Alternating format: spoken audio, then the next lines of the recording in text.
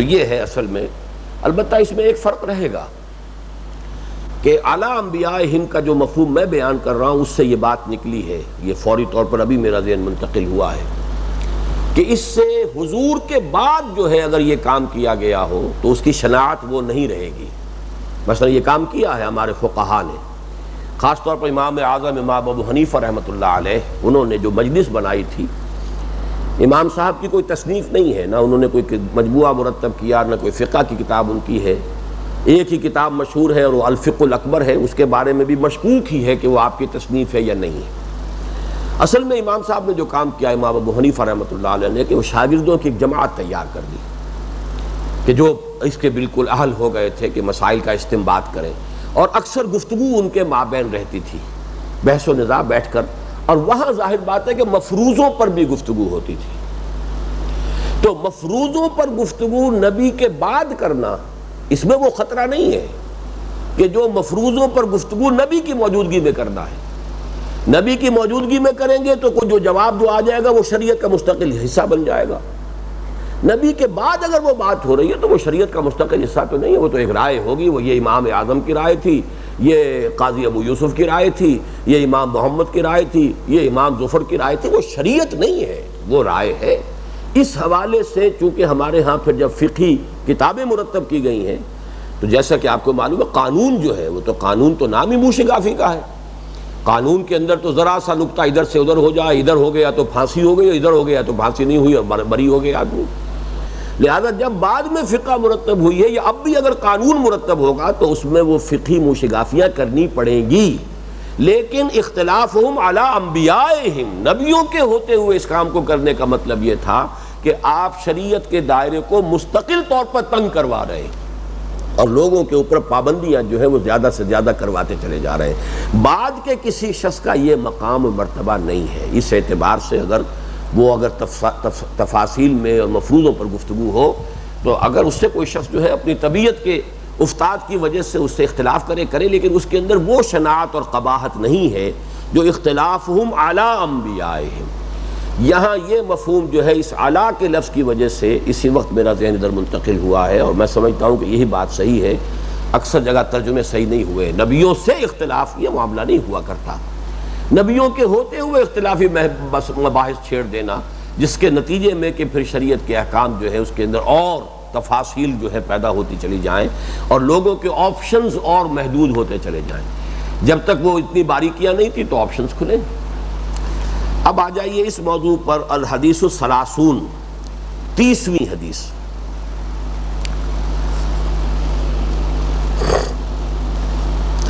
عن ابی ثعلبۃ الخشنی جرثوم ابن ناشر رضی اللہ عنہ. اب یہ ابو ثعلبہ ہیں رضی اللہ تعالی عنہ کہ انہوں نے یہ فرمایا، ان کا نام ہے ابو ثعلبہ الخشنی جرثوم ابن ناشر. نام ہے جرثوم ابن ناشر، ناشر کے بیٹے جرثوم. الخشنی یہ ان کے قبیلے کی نسبت ہے. ابی ثعلبہ ابو ثعلبہ یہ ان کی کنیت ہے. عام طور پر ابی ثعلبہ لکھا ہوا ہوگا صرف، پتہ نہیں آپ کے یہاں کیا ہے، پورا لکھا ہے. تو حضرت جرثوم ابن ناشر الخشنی جن کی کنیت ابو ثعلبہ ہے، ان سے مروی کیا گیا ان رسول اللہ صلی اللہ علیہ وسلم. دیکھیے یہاں وہ الفاظ نہیں ہے سمعتو، انہوں نے روایت کیا حضور سے صلی اللہ علیہ وسلم. یہ بھی ممکن ہے کہ انہوں نے خود حضور سے سنا ہو، یہ بھی ممکن ہے کہ حضور سے کسی اور صحابی نے سنا، انہوں نے ان سے سنا ہو. سارا امکان ہے، اس لیے کہ یہاں ان ہے، سمعتو کا لفظ نہیں ہے. رسول اللہ صلی اللہ علیہ وسلم قال، آپ نے فرمایا، ان اللہ تعالی فرض فرائض فلا تضيعوها. یقیناً اللہ تعالیٰ نے کچھ فرائض تو فرض کر دیے ہیں، معین کر دیے ہیں، تو ان کو ہرگز ضائع مت کرو. تضییع تضیعوها، یہ تضییع کا لفظ کبھی کبھی اردو میں لکھا ہوتا ہے تو لوگ تثنیہ پڑھتے ہیں اسے، تثنیہ اوقات. یہ جو کہتے ہیں وقت کو ضائع کرنا تو وہ تثنیہ پڑھ دیتے ہیں اس کو، وہ تضییع ہے. اب اس کا تلفظ صحیح کرنا تو بہت مشکل کام ہے، لیکن دو یہ جمع ہو جاتی ہے اس میں. تفعیل کا جو ہے یہ باب تضییع تو تضییع جو ہے اس سے ضیع یضیع تضییعا، بعد میں تفعیل ضائع کرنا، یہ تضییع ہے۔ فلا تضیعوها، جو اللہ نے فرض معین کر دیے ہیں ان کو تو ہرگز ضائع مت کرو۔ وحد حدودا فلا تعتدوها، اور کچھ حدود ہیں جو قائم کرنی ہے، حد بندی کر دی ہے، اس سے تجاوز مت کرو۔ فلا تعتدوها، اب دیکھیے یہاں بھی اس حدیث سے جو ہم نے پہلی پڑھی تھی ایک لفظی فرق ہو گیا ہے۔ وہاں یہ فرمایا کہ اس حد کے قریب بھی مت جاؤ، یہاں جو ہے ایگزیکٹ فرمایا کہ اس کو عبور مت کرو۔ تعتدو اعتداء کہتے ہیں کسی شے کو عبور کر کے کسی شے سے آگے تجاوز کر جانا، یہ حد ہے، اس سے تجاوز کر گئے آپ تو یہ اعتداء ہوگا۔ لیکن یہ کہ اگر اس کے اندر اندر ہے تو اعتداء تو نہیں ہوا، لیکن اس کا اندیشہ ہے کہ اگر بالکل حد کے قریب آپ کھڑے ہیں تو کسی وقت پاؤں پھسلا تو آپ گئے، کسی وقت آپ کی بھیڑ بکری نے کسی نے چھلانگ لگائی تو گئی اس حد کے اندر۔ تو اس حوالے سے اس حدیث میں یہ تھا کہ تم ذرا دور رہو۔ فمن اتقى الشبہات فقد استبرأ لدینہ وعرضہ، جو ان متشابہات سے یا مشتبہات سے بچا رہا اس نے اپنے دین اور اپنی عزت کا تحفظ کر لیا۔ لیکن یہ کہ یہاں اصل شے کیا ہوگی کہ اس سے آپ نے تجاوز نہیں کرنا۔ ان اللہ تعالی فرض فرائض فلا تضیعوها وحد حدودا فلا تعتدوها وحرم اشیاء فلا تنتہکوها، اور کچھ چیزیں اس نے حرام قرار دے دی ہیں ان کو پامال مت کرو۔ یہ نہق سے باب افتعال ہے، نہق کہتے ہیں کسی چیز پر غالب آ جانا، کسی چیز کو اپنے نیچے کر لینا، تو اس کو ٹرمپلنگ انڈر دی فیٹ جو ہے، میں نے کہا کہ اسے پامال مت کرو۔ اللہ نے جن چیزوں کو حرام کر دیا ہے اب ان کی حرمت کو بٹا مت لگاؤ، ان کی حرمتوں کو پامال مت کرو۔ وَسَكَتَ عَنْ أَشْيَاءَ، اور اللہ نے کچھ چیزوں سے سکوت اختیار کیا ہے، رحمتً لکم، اور یہ سکوت تمہارے لیے رحمت ہے، غیر نسیان، کسی بھول کی وجہ سے نہیں ہے۔ یہ بہت اہم نقطہ آ گیا اس میں کہ شریعت میں اگر کوئی گیپ چھوڑے گئے ہیں تو یہ کوئی اللہ تعالیٰ کے علم کا گیپ نہیں ہے، اللہ کے علم کی کوئی کمی نہیں ہے، اللہ کو کوئی نسیان لاحق نہیں ہوا ہے، بلکہ یہ گیپ جو ہے یہ تمہارے لیے رحمت ہے۔ اس حوالے سے کہ فرض کیجئے کوئی شخص کمزور ہے، وہ فرض کیجئے کبھی مشتبہات میں مبتلا ہو بھی جائے تو اب اس کا اتنا تو اپنے گلٹی کانشنس نہ ہو کہ وہ اپنے آپ کو سمجھے کہ میں نے حرام کا ارتکاب کیا ہے۔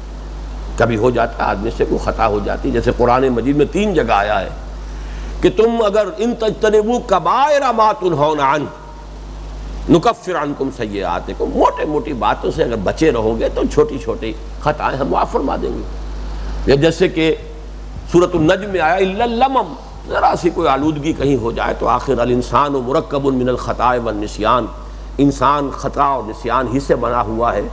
لیکن یہ کہ اب اگر اس کے بارے میں بھی پوری صراحت ہوتی تو پھر یہ کہ گلٹی کانشنس اس کا اتنا زیادہ شدید ہوتا کہ پھر انسان کے لیے اپنی اصلاح جو ہے وہ ناممکن ہو جاتی۔ اس فلسفے کو میں نے ایک مرتبہ یوں سمجھیے کہ اس کو اگر آپ 1 ملین سے ضرب دیں تو یہ فلسفہ جو ہے بہت غلط شکل میں عیسائی مذہب کے اندر موجود ہے، لیکن بہت غلط شکل میں۔ غلط شکل کیا ہے؟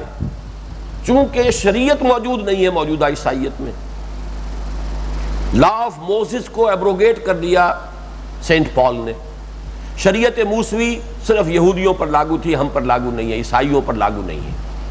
اب عیسائیت ایک ایسا مذہب ہے جس میں کوئی شے حرام ہے ہی نہیں، کوئی شے فرض ہے ہی نہیں، کچھ اخلاقی تعلیمات ہیں، کچھ تصوف ہے، مسٹسزم ہے اور ایتھیکل ایجوکیشن ہے۔ Love thy neighbour as thyself, ٹھیک ہے، بہت اچھی بات ہے، کون نہیں کہے گا اپنے پڑوسی سے اتنی ہی محبت کرو جیسے اپنے آپ سے کرتے ہو، تو یہ تو بڑی اچھی بات ہے۔ لیکن حرام حلال، تو میں نے اس پر سن 70 میں جب میں پہلی مرتبہ میرا وزٹ تھا یونائٹڈ کنگڈم کا، تو وہ تھے بھی دسمبر کا مہینہ، کرسمس کے دن تھے، تو میں نے وہاں ریڈیو پر تقریر سنی باقاعدہ، اور اس نے دلیل دی تھی کہ شریعت نہ ہونا در حقیقت یہ بہت بڑی رحمت ہے، اس لیے کہ شریعت ہوگی تو گناہ کا تصور ہوگا، گناہ کا تصور ہوگا تو گلٹی کانشنس پیدا ہوتا ہے انسان کے اندر، گناہ کا تصور ہی نہیں سرے سے، لہذا وہ گلٹی کانشنس نہیں ہوگا، تو اس سے انسان کی صحت درست رہے گی، اس کی جو مورل ہیلتھ ہے وہ صحیح رہے گی، اس کا دل جو ہے وہ آلودہ نہیں ہوگا احساس گناہ سے۔ اب یہ اس کا جو میں بیان کر رہا ہوں ایک جائز حد تک، کہ اللہ تعالیٰ نے جو حرام ہے وہ واضح کر دیا، جو لازم ہے وہ واضح کر دیا، جو فرائض ہیں وہ واضح کر دیا، ان کی تو کرو پوری پابندی۔ ان اللہ تعالیٰ فرض فرائض فلا تضيعوها وحد حدودا فلا تعتدوها وحرم اشیاء فلا تنتهكوها وسکت عن اشیاء۔ اب ان تین کے درمیان میں نو مینز لینڈ ہے کچھ، اس کو اللہ نے خود چھوڑا ہے، اور وہ اس لیے چھوڑا ہے، یہ تمہارے لیے رحمت ہے کہ اس میں اگر کبھی، اب اس میں پہلی حدیث کی روح سے تو اس سے بھی بچنا چاہیے کہ جو بھی چیزیں مشتبہ ہیں ان سے بھی بچنا چاہیے۔ اگر اس میں ملوث ہو گئے، اگر زیادہ ملوث ہو گئے تو پھر اندیشہ ہے کہ کہیں حدود سے تجاوز نہ کر جاؤ۔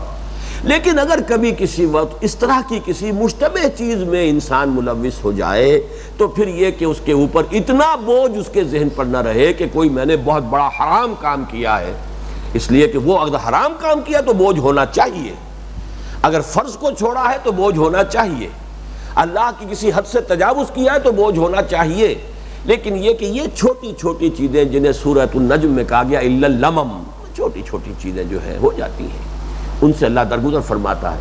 اور انہی کے بارے میں آتا ہے حدیث میں کہ وہ ان الحسنات یذہبن السیئات، ادھر قرآن مجید کی آیت بھی ہے لیکن حدیث میں تفاصیل آئی ہیں۔ جب انسان وضو کرتا ہے، ہاتھ دھوتا ہے تو ہاتھ کے گناہ جو ہیں وہ دھل جاتے ہیں۔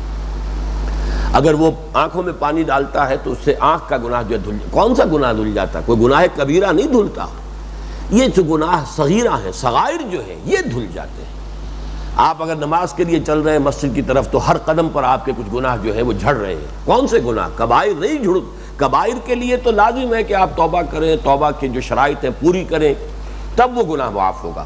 صغائر جو ہیں چھوٹے چھوٹے الا اللمم، یہ جو چھوٹی چیزیں ہیں، معمولی چیزیں، گناہ تو وہ بھی ہیں، لیکن یہ کہ وہ گناہ خود بخود بھی ان الحسنات یذہبن السیئات، نیکیوں کے ذریعے سے ان کا ازالہ خود بخود ہوتا رہتا ہے، دھلتے رہتے ہیں۔ وضو کے ساتھ دھل گئے، مسجد کی طرف جا رہے ہیں وہاں دھل گئے، وہاں پہ بیٹھے انتظار کر رہے ہیں تو وہاں ان گناہوں کا کفارہ جو ہے وہ انتظار کا جو بھی لمحہ آپ وہاں گزار رہے ہیں مسجد میں نماز کے لیے، اس سے وہ آپ کی خطائیں جو ہیں، صغائر جو ہیں، ان کا کفارہ ہو رہا، یہ سب ہوتا رہے گا، کبائر نہیں۔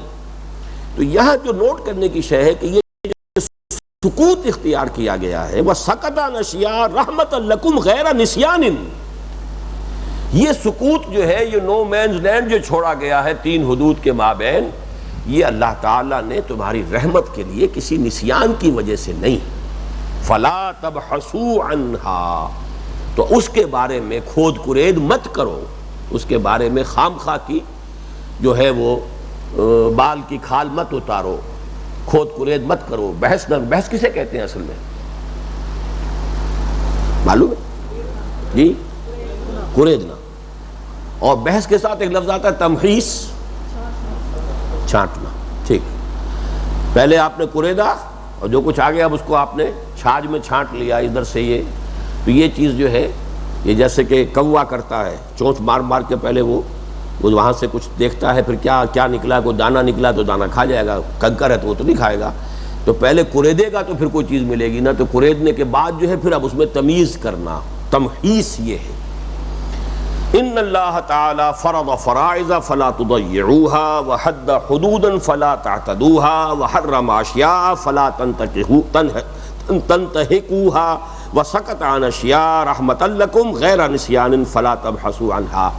یہ تین حدیثیں جو ہیں جیسا کہ میں نے عرض کیا یہ تقریباً ایک مضمون پر ہیں، اور ان کو یکجا کرنے میں بڑی حکمت ہو گئی ہے کہ ایک موضوع کے تقریباً تمام جو پہلو ہیں وہ آپ حضرات کے سامنے آ گئے۔ اب آئیے جو ہم نے حدیث درمیان میں چھوڑی تھی،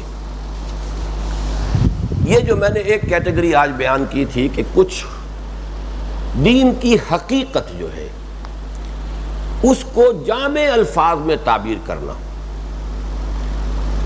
ایک تو وہ تفصیل ہے دین کی حقیقت جو ہمیں حضرت معاذ بن جبل رضی اللہ تعالیٰ عنہ کی روایت میں معلوم ہوئی، لیکن کچھ ایسی تعبیرات جو جامع ہو، ان کے لیے ایک لفظ ہے حدیث ہی میں آیا جوامع الکلم۔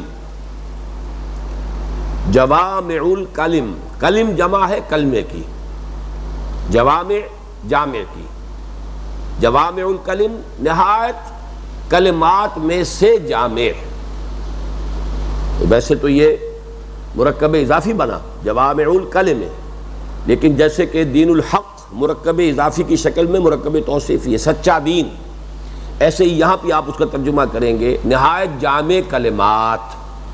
اور یہ حضور نے خود فرمایا اوتیت جوامع الکلم، مجھے بہت جامع باتیں اللہ نے عطا فرمائی ہیں. یہ آپ کا ایک خاص جو ہے اللہ تعالیٰ کی طرف سے جو آپ کو عطا ہوا ایک خاص وصف کہہ لیجئے، ایک خاص آپ کو صلاحیت اللہ نے عطا فرمائی، جس کو ہم کہتے ہیں محاورے میں کہ دریا کو کوزے میں بند کر دینا، کہ آپ بہت ہی چھوٹے چھوٹے جملوں میں بڑی بڑی حقیقتیں، جیسے ہم پڑھ بھی چکے ہیں الصوم جنۃ، یہ آپ پڑھ چکے ہیں، روزہ ڈھال کے مانند ہے. اب روزے کی اصل حقیقت کو ایک لفظ کے ذریعے سے جیسے الصوم جنہ، تو اسی طرح کے کئی حدیثیں ہیں کہ جو اس مجموعے میں ہیں، اس میں سے آج ہم ایک پڑھ رہے ہیں. ان ابی رقیہ تمیم ابن اوس الداری رضی اللہ عنہ ان النبی صلی اللہ علیہ وسلم قال، یہ الحدیث السابع ہے جو درمیان میں ہم نے چھوڑ دی تھی. اب دیکھیے یہ بھی ان کا نام کیا ہے، تمیم ابن اوس، یہ نام ہے. تمیم ان کا اپنا اور باپ کا نام اوس، داری یہ ان کے قبیلے کی نسبت ہے. ابو رقیہ، رقیہ کے والد، ان کی کوئی بیٹی ہوں گی رقیہ، یہ ان کی کنیت ہے. ان ابی رقیہ تمیم ابن اوس الداری، اب اوس کو جب داری کے ساتھ جوڑیں گے تو نون لگانا پڑے گا، اوسن الداری، اوسن الداری رضی اللہ عنہ ان النبی صلی اللہ علیہ وسلم قال الدین النصیحہ، دین تو بس نصیحت کا نام ہے. اب دیکھیے جیسے الصوم جنہ، دو جملوں میں ایک مبتدا ایک خبر، الصوم جنۃ، وہاں جملہ خبریہ جو ہے وہ بالکل واضح ہے، اس لیے کہ وہاں مبتدا جو ہے وہ معرفہ ہے اور خبر نکرہ ہے. الصوم جنۃ، یہاں ہے الدین النصیحہ. عام طور پر خبر جو ہوتی ہے وہ نکرہ ہوتی ہے، یہاں کیوں آئی ہے معرفہ؟ زور دینے کے لیے، دین کل کا کل نصیحت ہی ہے. یہاں الف لام حصر کے لیے ہے، دین کل نصیحت ہے. لیکن نصیحت کے لفظ کو سمجھ لیجئے، نصیحت کے معنی کیا ہے؟ نصح، خالص ہونا. یہ در حقیقت ہمارے ہاں جو اردو میں نصیحت کا لفظ استعمال ہوتا ہے، یہ اس کا ایک اطلاق ہے اردو میں جو ہم کر رہے ہیں.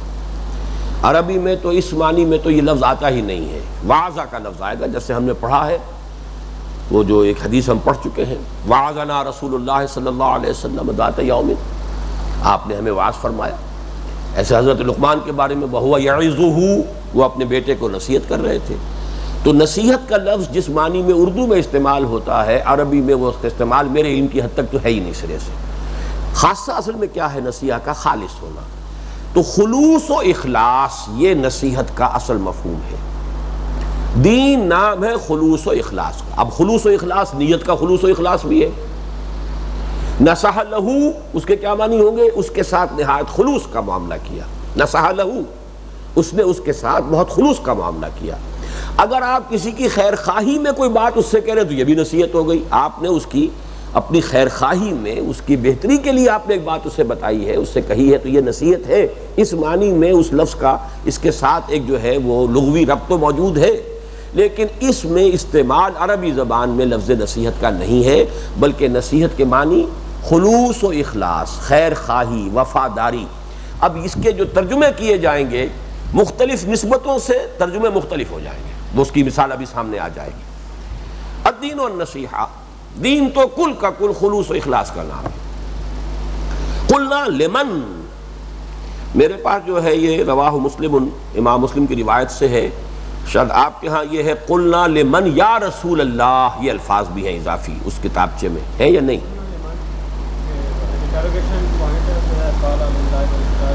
بس ٹھیک ہے، پھر میرے پاس جو اس کتاب کا نسخہ ہے اس میں یا رسول اللہ کے الفاظ بھی تھے اور سلاسن کا لفظ بھی ہے. 3 مرتبہ حضور نے فرمایا الدین والنصیحہ، الدین والنصیحہ، الدین والنصیحہ سلاسن.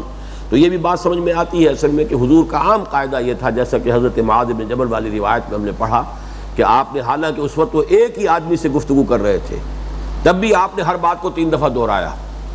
اور ویسے مجمع میں جب گفتگو کرتے تھے تو 3 دفعہ دہرانا ویسے سمجھ میں آتا ہے، اس لیے کہ لاؤڈ سپیکر تو تھا نہیں.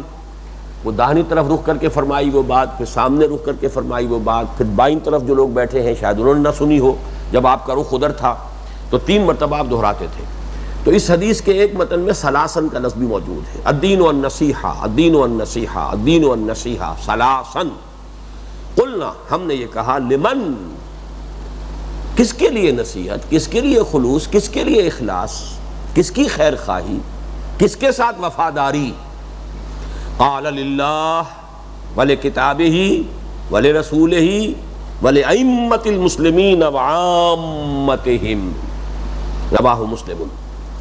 یہ خلوص و اخلاص اللہ کے ساتھ، اس کا کیا مطلب ہے؟ وفاداری بھی ہو، اللہ کی پوری تابعداری بھی ہو، تمام مخلوقات سے بڑھ کر اللہ سے محبت بھی ہو، اللہ کی رضا جوئی ہی انسان کا نصب العین بن جائے. یہ سارا اب اللہ کے ساتھ خلوص و اخلاص. الاعمال بالنیات وہ یہاں پر اس میں شامل ہو جائے گا.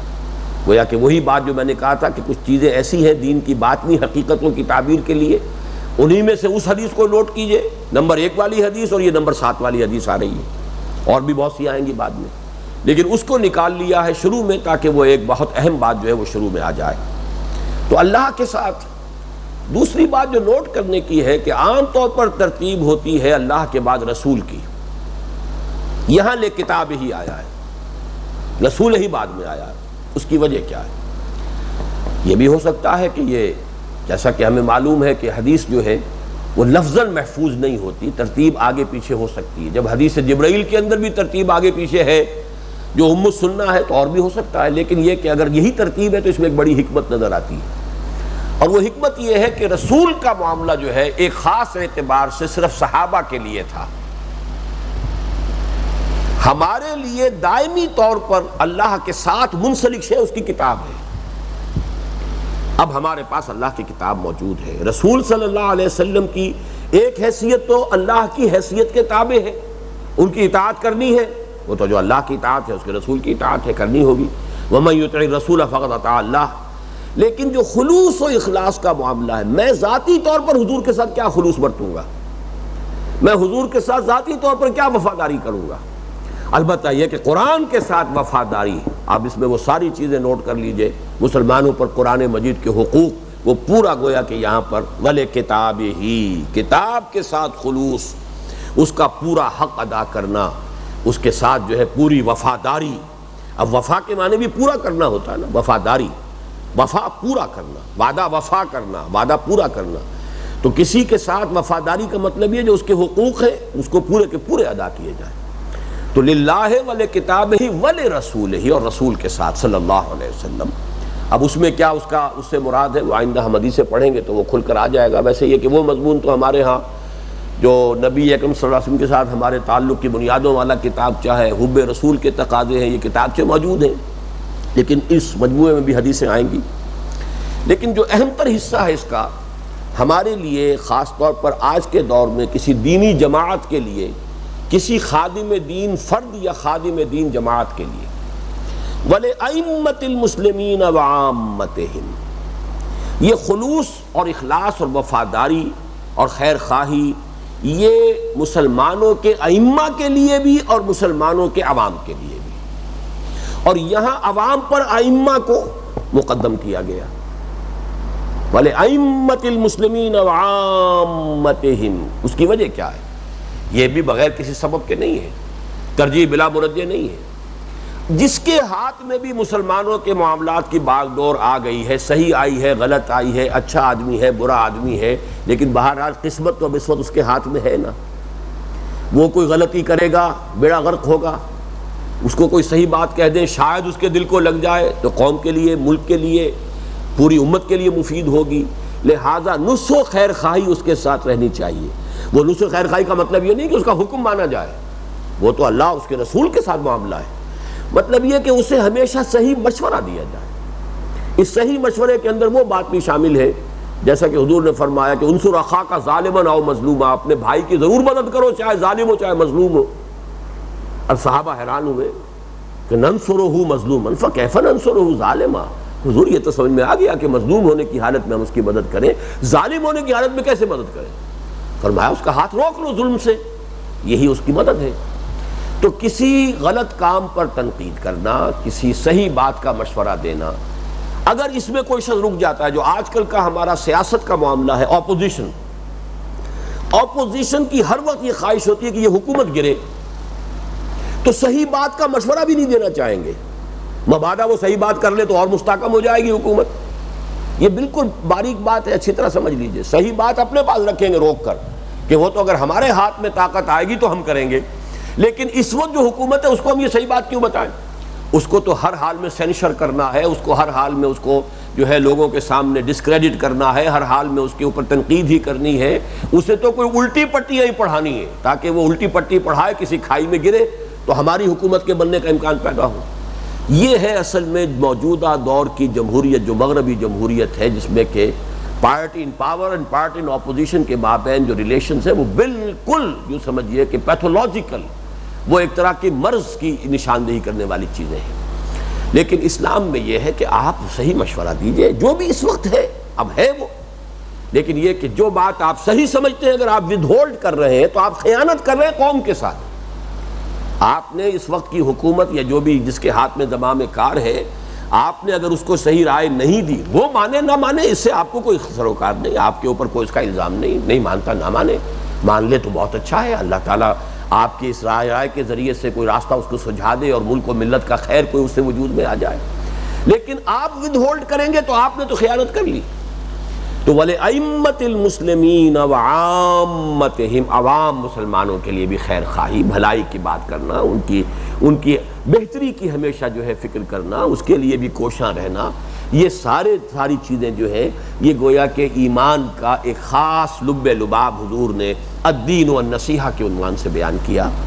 الدین والنصیحہ قلنا لمن قال للہ ولکتابہ ولرسولہ ولأئمۃ المسلمین وعامتہم، رواہ مسلم رحمہ اللہ۔ اللہم صل علی محمد وعلی آل محمد کما صلیت علی ابراہیم وعلی آل ابراہیم انک حمید مجید۔ اللہم بارک علی محمد وعلی آل محمد کما بارکت علی ابراہیم وعلی آل ابراہیم انک حمید مجید۔ اما بعد فاعوذ باللہ من الشیطان الرجیم، بسم اللہ الرحمن الرحیم۔ رب اشرح لی صدری ویسر لی امری واحلل عقدۃ من لسانی یفقہوا قولی۔ جیسا کہ اس سے پہلے آپ کے سامنے بات آ چکی ہے، بہت سے محدثین نے 40 حدیثوں کے مجموعے مرتب کیے، لیکن جسے سب سے زیادہ قبول عام حاصل ہوا ہے یہ امام نووی رحمہ اللہ کا یہ مجموعہ ہے، سلیکشن ہے۔ اس کی سب سے بڑی خوبی یہ ہے کہ دین کے مختلف پہلوؤں سے متعلق بڑی بنیادی حدیثیں اس میں جمع کر دی گئی۔ مثلاً دین کے اصول کیا ہیں، جڑ کیا ہے، بنیاد کیا ہے، اس کی منزل کیا ہے، ہدف کیا ہے، آخری مقصود کیا ہے، پھر یہ کہ اس کا ایک عبادات کا نظام ہے، اس کی اصل روح کیا ہے، اس کا ڈھانچہ کیا ہے، اس کو کیسے پریزرو کرنا۔ اسی طریقے سے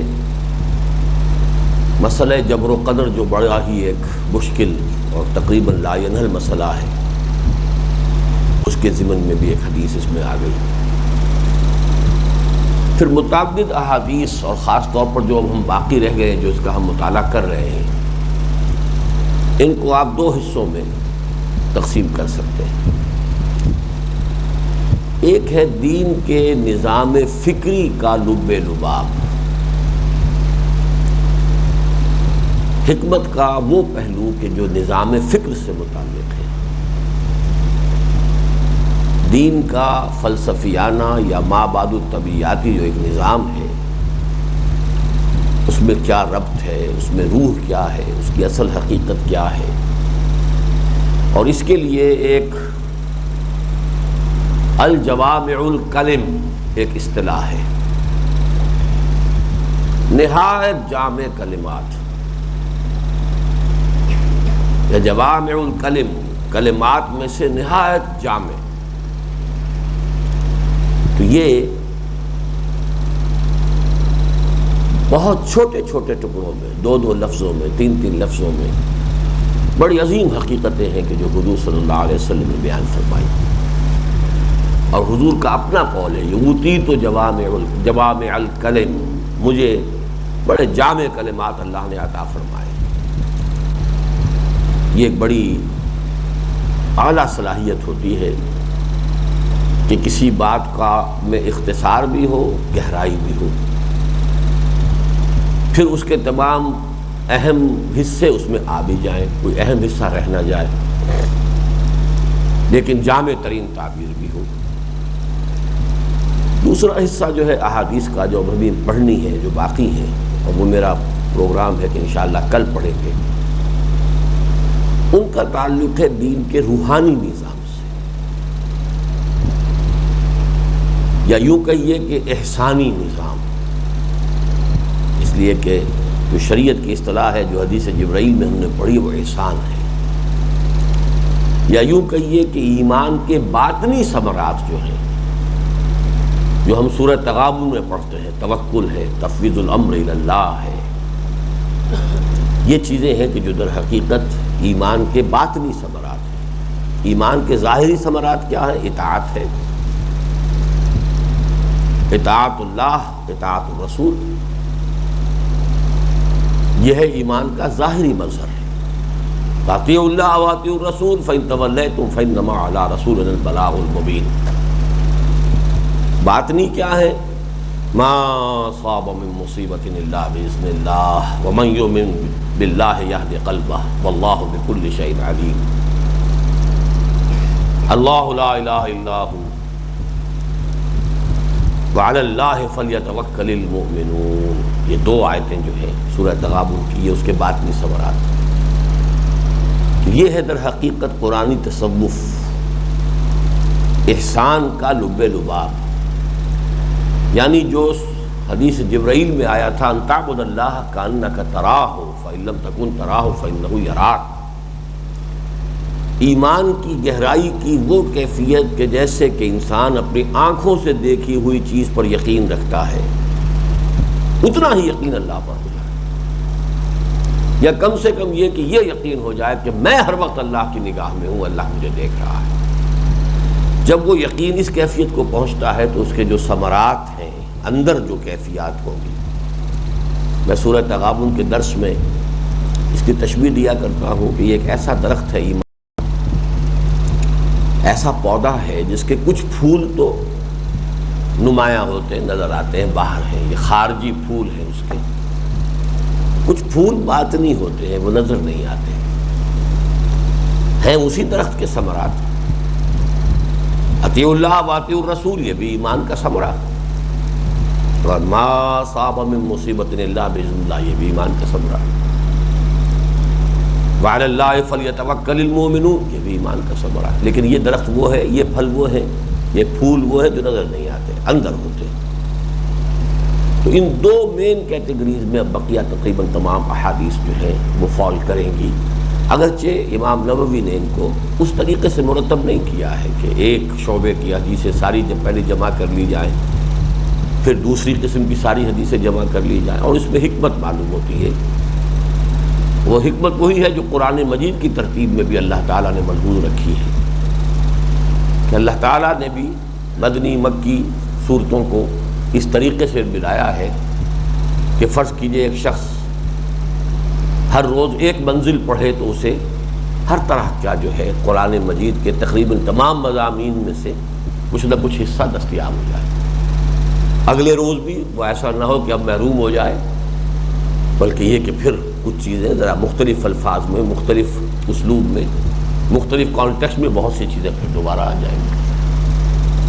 تو چونکہ یہی اسلوب قرآن کا ہے تو میں سمجھتا ہوں شاید اسی بنا پر، واللہ عالم، ورنہ بڑی آسانی سے ان احادیث کو کیٹیگورائز کیا جا سکتا ہے کہ یہ اصول الدین پر ہیں، یہ دین کے قانونی سٹرکچر پر ہیں، یہ حکمت دین فلسفے کی سطح پر، یہ حکمت دین تصوف کی سطح پر 4 گویا کہ بنیادی کیٹیگریز جو ہیں ان احادیث کی بنائی جا سکتی ہیں، لیکن یہ کہ اس میں انہوں نے ان سب کو آگے پیچھے جو ہے ملا دیا ہے، اور اس میں جیسا کہ میں نے عرض کیا یہ بھی حکمت پر مبنی معلوم ہوتا ہے۔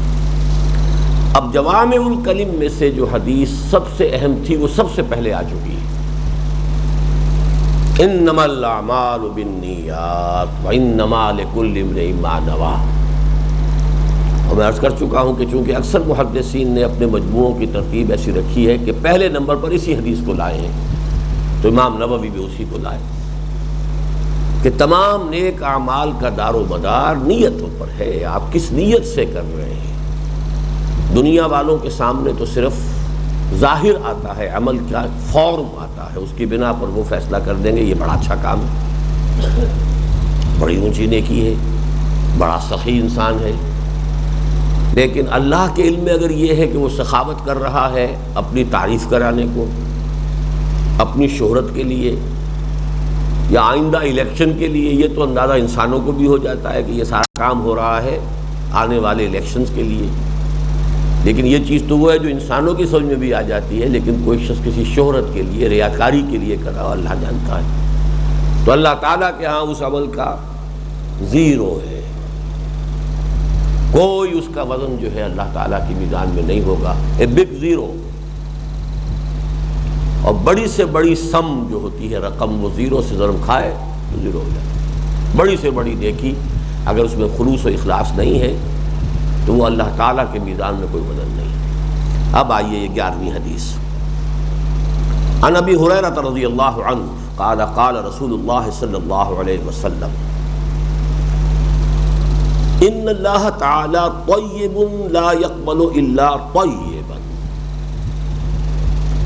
اب دیکھیے وہی سخاوت کی بات میں نے کہی تھی، اسی پر بات آ گئی ہے یہاں۔ حضرت ابو ہریرہ اس کے راوی ہیں، اور یہ حدیث جو ہے صحیح مسلم کی ہے۔ فرماتے ہیں کہ حضور نے ارشاد فرمایا اللہ تعالیٰ خود پاک ہے اور صرف پاک چیز قبول کرتا ہے۔ آپ نے حرام ذریعے سے جو ہے کمائی کی اور خیرات کر رہے ہیں، اللہ کے یہاں مقبول نہیں ہے۔ حلال ذریعے سے کمائی کریں تو چاہے ایک مٹھی بھر کھجور بھی آپ نے اللہ کی راہ میں صدقہ کی ہے، وہ اس منو سونے سے زیادہ ہوگی کہ جو حرام کی کمائی میں سے دیا گیا۔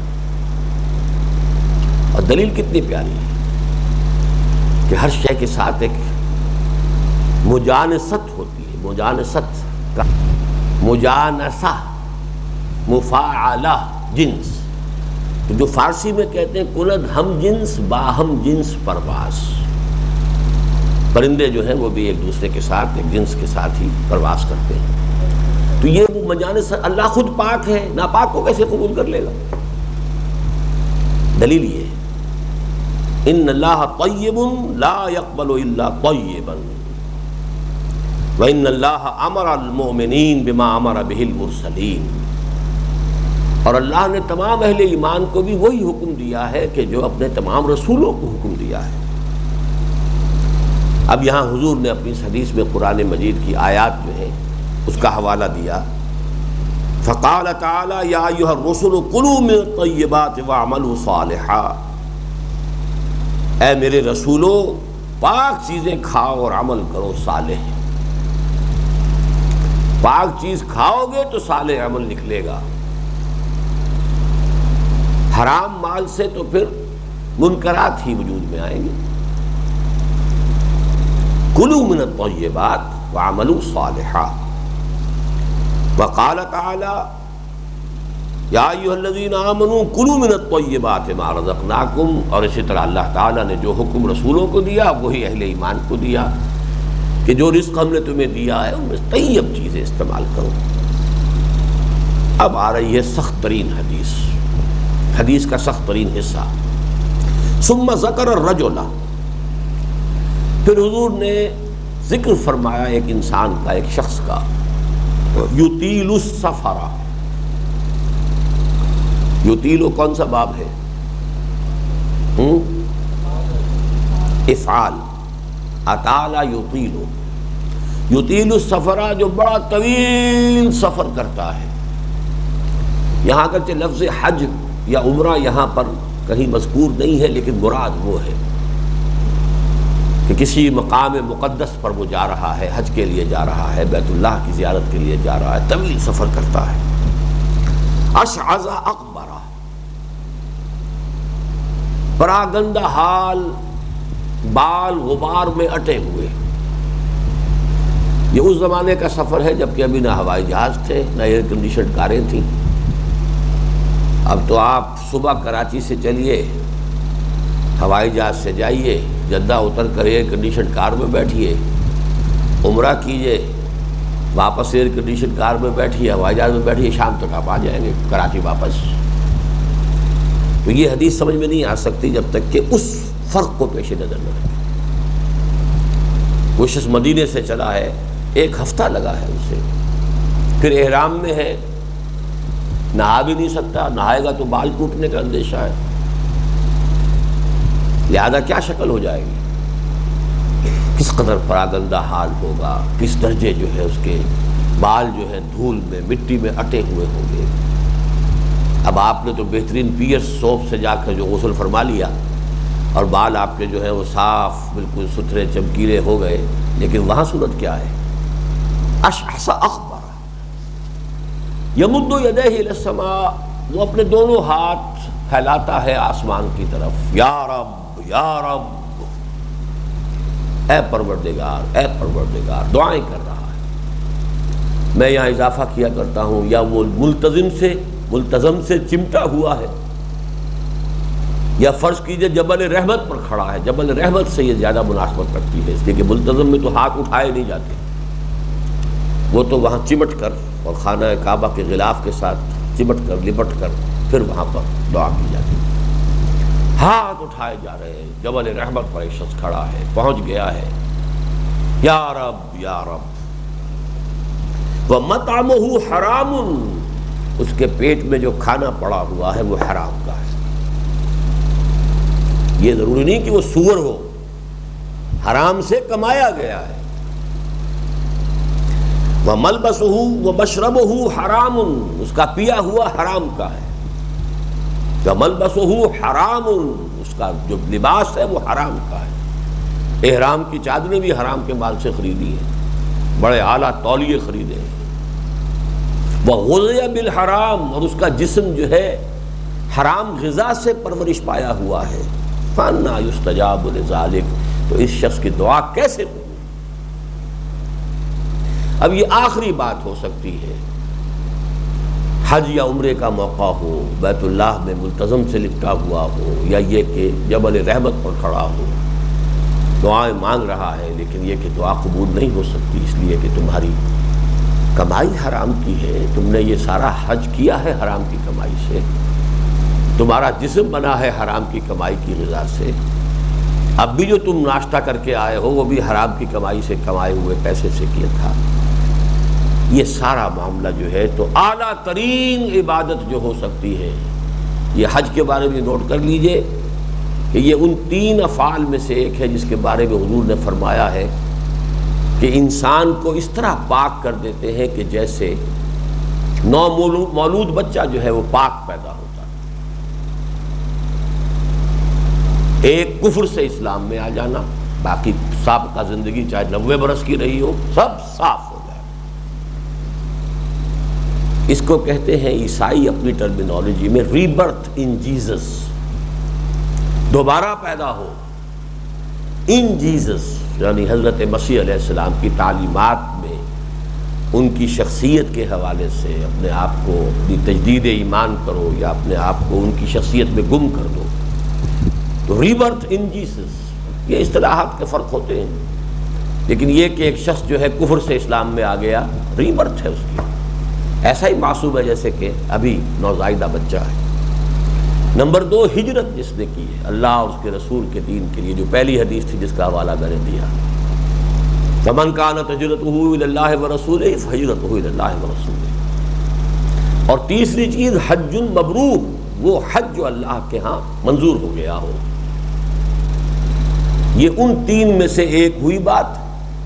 لیکن اس میں بھی حرام کا مال جو ہے وہ آڑ بنا ہوا ہے، وہ کیسے قبول ہوتا ہے؟ یہاں میں اپنا ایک فلسفہ آپ کو بتا دوں حلال اور حرام کے ضمن میں، یہ فارمولہ جو ہے اگر آپ نہیں سمجھیں گے تو بہت ٹھوکریں کھائیں گے۔ دیکھیے، ایک حرام وہ ہے کہ جو ظاہر ہے اور فی نفس ہی حرام ہے۔ سور کوئی شخص کھا رہا ہے، آپ چھی چھی چھی چھی کریں گے، یہ کیا، یہ حرام کھا رہا ہے، حرام۔ شراب کوئی پی رہا ہے، آپ نفرت کریں گے، حرام۔ ایک تو یہ حرام ہے۔ اس سے میں سمجھتا ہوں کہ میرے نزدیک مسلمانوں کی اکثریت اب بھی بچی ہوئی ہے۔ ان دو چیزوں سے تو مسلمانوں کی اکثریت بچی ہوئی ہے۔ سور کا لفظ تو ہمارے ہاں گالی ہے۔ بعض چیزیں ایسی ہو جاتی ہیں کہ جن سے گھن بھی طبیعت میں پیدا ہو جاتی ہے، وہ دین کے حکم کے اعتبار سے نہیں بلکہ طبی گھن پیدا ہو جانے سے۔ بہرحال ایک چیز تو یہ، ایک چیز وہ ہے کہ جو فی نفس ہی تو حرام نہیں ہے، اسے کسی عارض نے حرام کر دیا ہے۔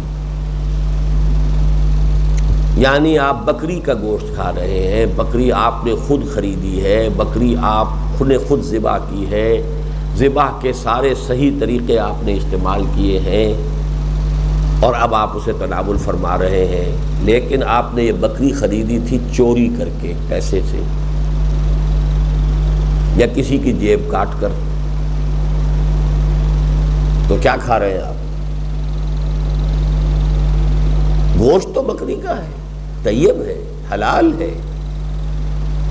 آپ نے مذبح خانے سے بھی نہیں لیا کہ پتہ نہیں قصائی جو ہے وہ گالیاں بکتے ہوئے چھری پھیرتا ہو۔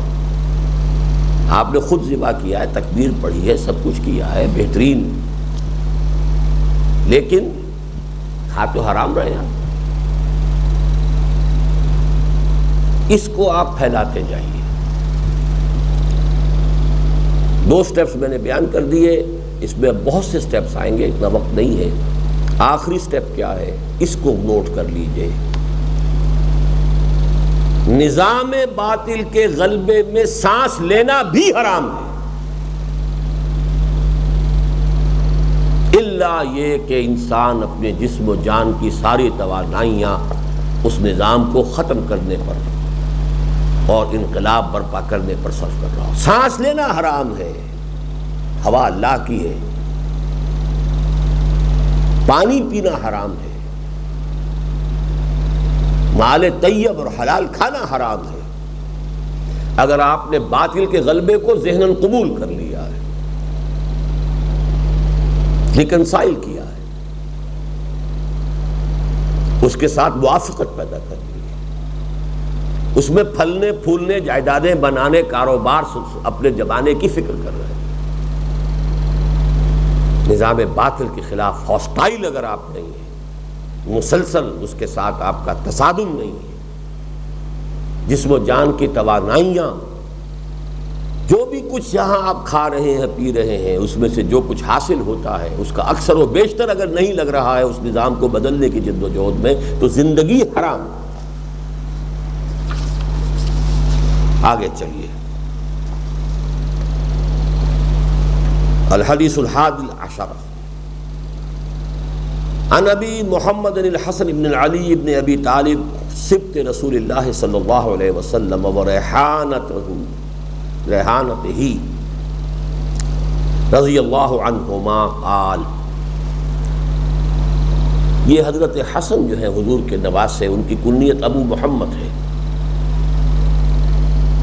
ابو محمد الحسن و ابی عبداللہ الحسین، یہ حضرت حسین اور حضرت حسن کی کنیتیں ہیں جو ہمارے جمعے کے خطبوں میں بیان ہوتی ہیں۔ تو حسن جو بیٹے ہیں علی کے، جو بیٹے ہیں ابو طالب کے، حسن ابن علی ابن ابی طالب جن کی کنیت ابو محمد ہے، اور جو حضور صلی اللہ علیہ وسلم کے نواسے ہیں اور ان کے پھول ہیں۔ جی پھول، راح و ریحان و جنت نعیم، خوشبودار پھول۔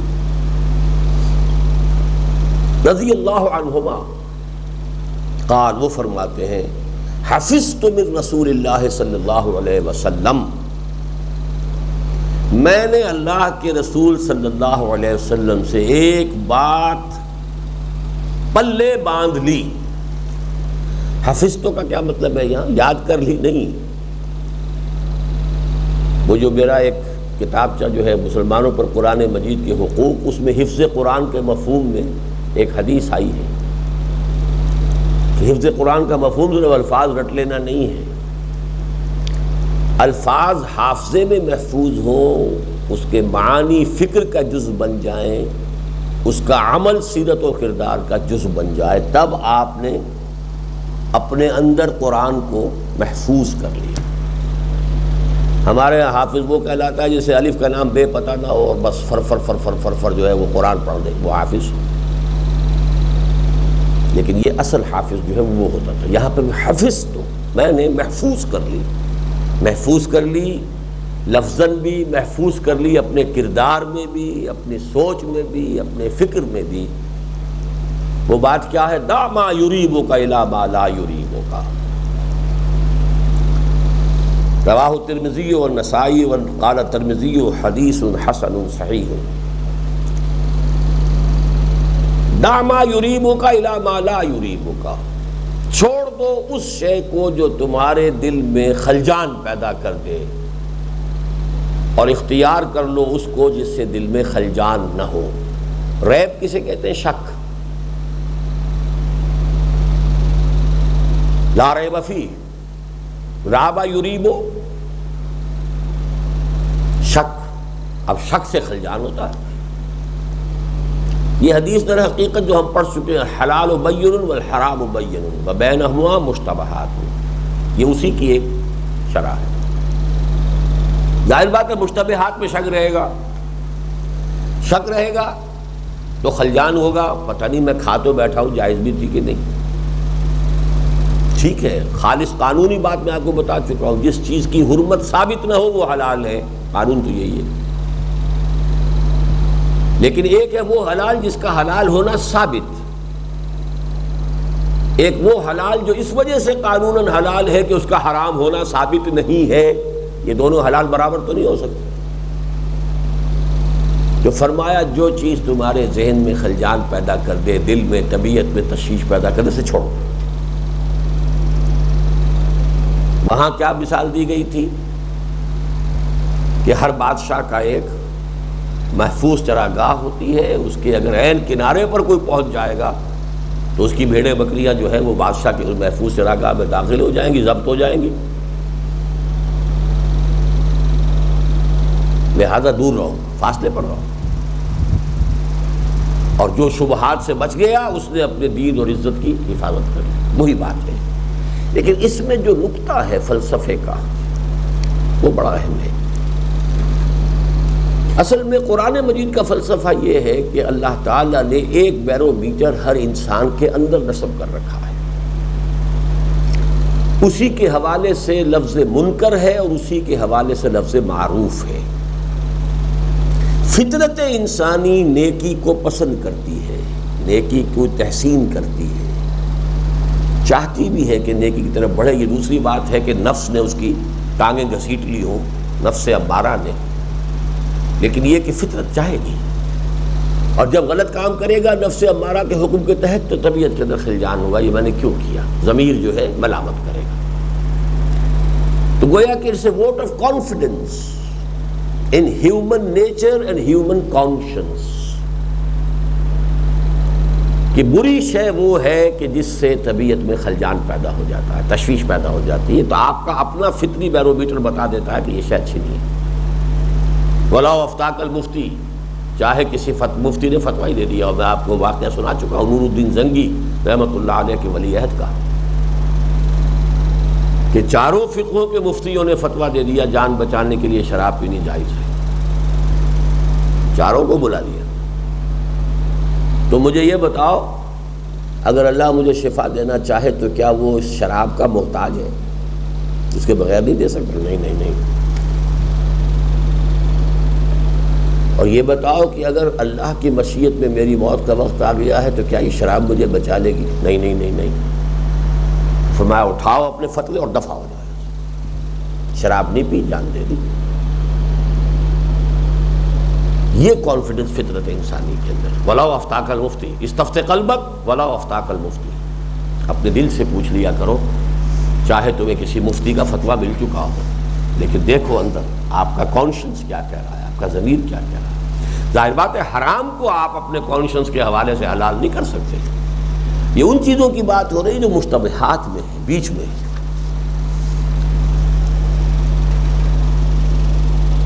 عن ابی ہریرہ رضی اللہ عنہ قال قال رسول اللہ صلی اللہ علیہ وسلم من حسن اسلام المرء ترکہ ما لا یعنیہ، حدیث حسن رواہ الترمذی وغیرہ ہکذا۔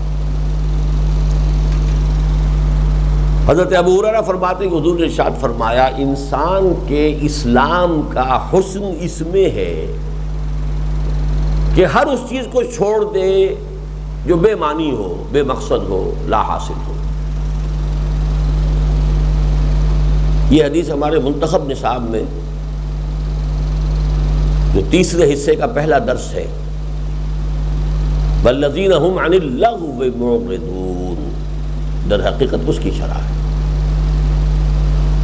کہ انسان کے پاس یہ زندگی ایک بہت بڑا ایسٹ ہے، اللہ کا دیا ہوا ایک امانت ہے، اس کی ایک ایک لمحہ قیمتی ہے، اس لیے کہ اس کے نتائج جو نکلنے وہ اٹرنل زندگی پر پھیلے ہوئے، تو نتیجے کے اعتبار سے ہماری یہ زندگی کا ایک ایک لمحہ اٹرنل ہے۔